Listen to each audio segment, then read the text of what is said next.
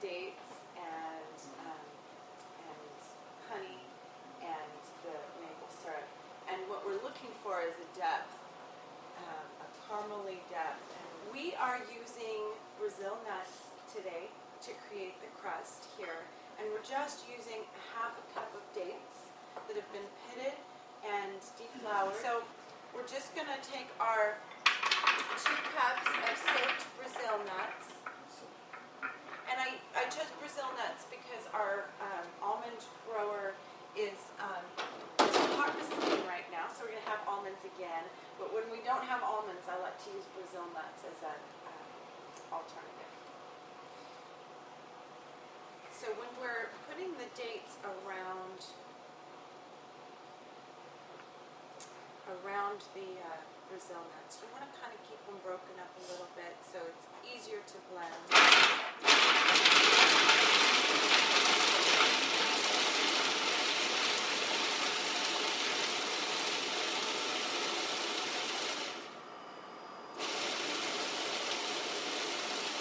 You want to get your crust pretty fine, not fine like flour because it won't hold together very well like that, but we do want to get it to be small enough pieces where it's, you know, when you cut a slice of this, you don't want to be hitting a big chunk of nut. It'll kind of rip your crust apart.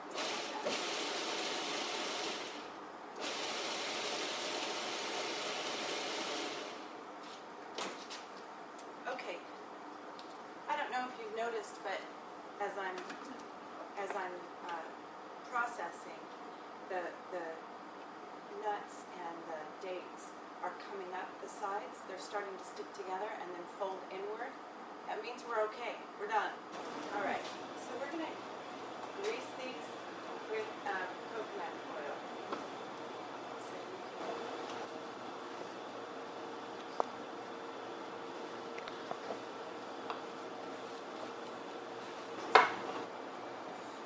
This is your crust, and we're going to go ahead and just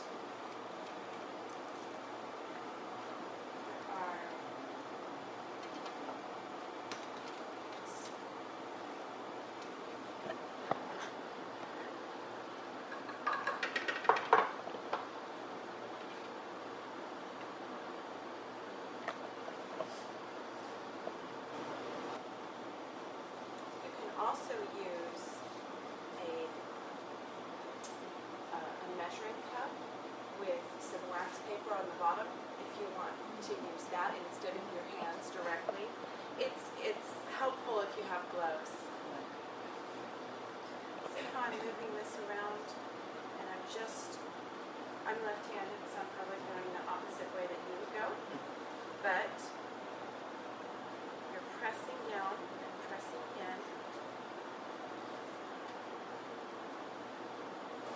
All right, I think it's beautiful. See how nice that is? Oh, wow. Wow. Thank you.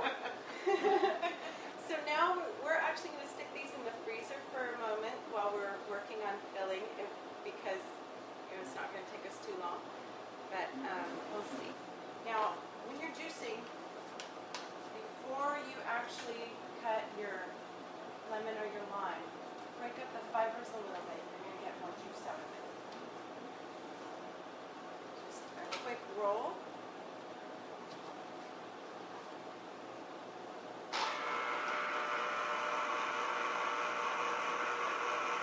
Yep, that's about 2 tablespoons right there. That's perfect.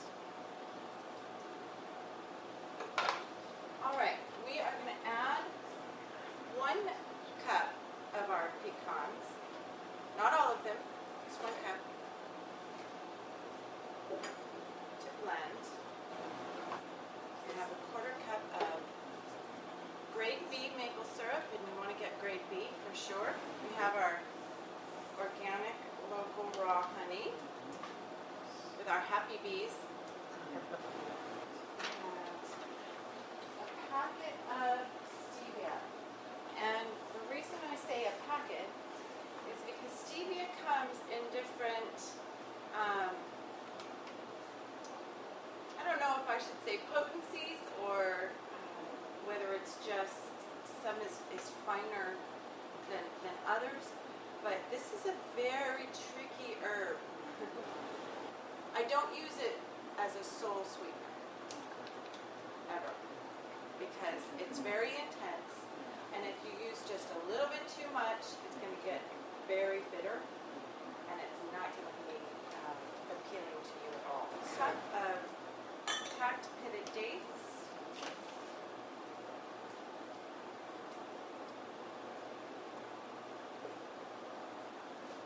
We have cinnamon and nutmeg. I really like to get whole nutmeg and microplane it myself. Cinnamon, it's a little tougher to work with. You can go that route. And we need a vanilla bean. Has anybody scraped a vanilla bean before? So I have a third of fresh vanilla bean, and we don't use any extracts here. We just use either vanilla bean powder or fresh vanilla bean. So what I'm doing, I've got the back of the knife here, and I've just slit the vanilla bean open, and I've taken the back of the knife, and what's inside is this gorgeous vanilla caviar, which is fantastic. And with a flavor profile like this, we don't want to use the skin. I'm going to save this though, because this still has flavor to it, and this I can dry out in the dehydrator and grind it up and toss it into smoothies or whatever.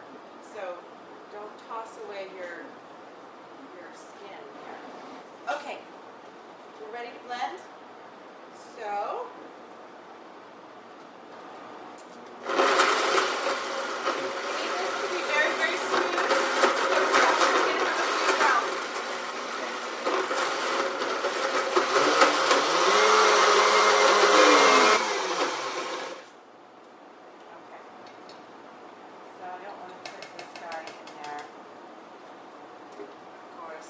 running.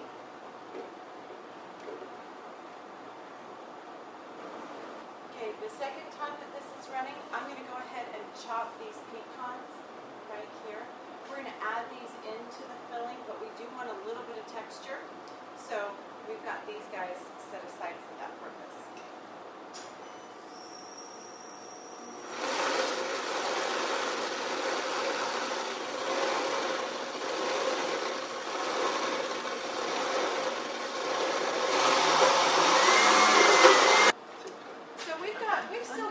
Texture in here, but the nice thing is that we know everything is well combined, and that's really what we're looking for. We want everything to just be very nicely combined. So this looks like pie filling to me.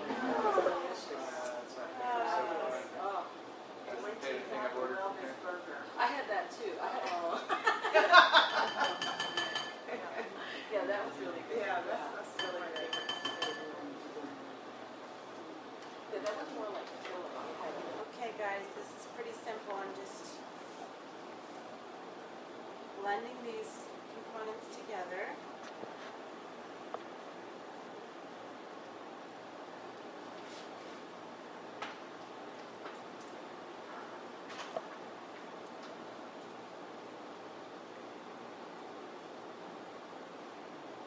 And, you know, if you wanted to add a little bit of, like a couple pinches of salt to this, that would be fine. Himalayan sea salt, I would suggest. If you wanted to add just a pinch of cayenne, I love to do that. And you don't get a spicy flavor to it. You just get, you know, a little heat in the blood, which makes you feel a little bit more like you're eating a baked pie. It's amazing how to trick the body. So I'm not even sure that if you never said anything, you couldn't bring this to a potluck or a work party or something and just keep your mouth shut and not say anything. I don't think anybody would ever notice. Hydrator for this? Yeah.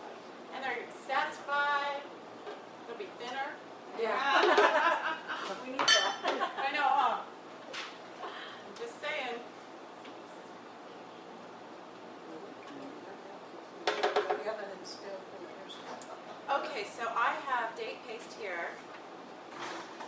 And does everybody know how to make date paste? No. No? No. Okay, I'm going to tell you. That's how easy that goes. To make date paste, and really you don't have to use date paste because you're going to put it in the blender anyway. It just makes your blending time a little faster if it's pre-done.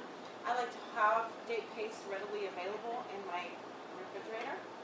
All it is, you take some dates, soak them, leave them in some water overnight, throw them in the blender, and blend them up. You don't want to have too much water in there, just enough so that you can make it a paste but not watery.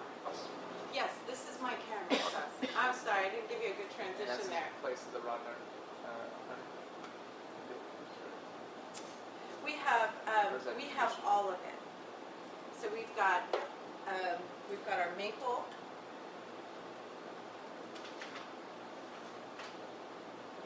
We've got cashews. Cashews are going to give it a nice creamy consistency. Yep. And little side note, if you ever make banana ice cream at home, you know, you can make a little extra with caramel sauce and it's screaming on banana ice cream.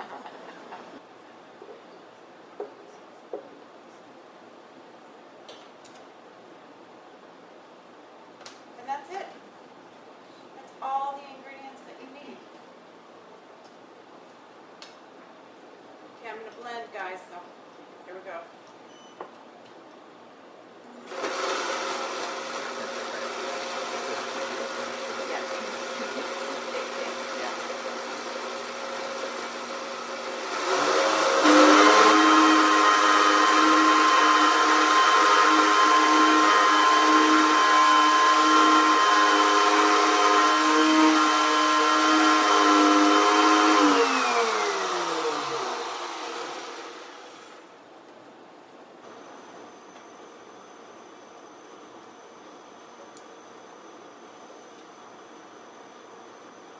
Seems like this would make it seem more like caramelly. Yeah, and I'm thinking for a variation in flavor. You know, you might want to go with something else. The dates are going to give it a caramely look also. So you have your caramel sauce, you've got your pie. Of course, this is best if it's been in the fridge. You can also stick it in the freezer, and it will hold just fine in the freezer. And we're going to pop this open and try it out.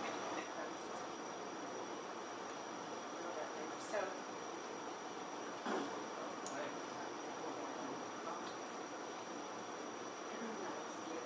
isn't that nice?